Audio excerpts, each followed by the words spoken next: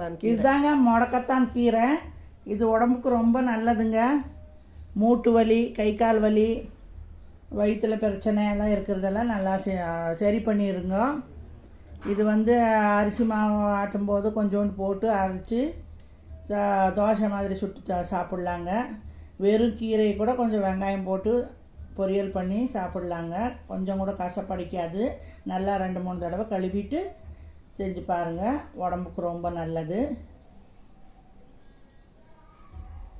பாருங்கள், இந்த மலை ஏறத்துக்கு நல்லா ரோட்டோரத்தில் நல்லா விளைஞ்சிருக்குதுங்க. பறிச்சிட்டு வந்தாங்க எங்கள் பொண்ணு. பாருங்கள், இப்படியெல்லாம் இது மாதிரி க்ளீன் பண்ணிடணும். பண்ணி எடுத்து வச்சுக்கோணுங்க.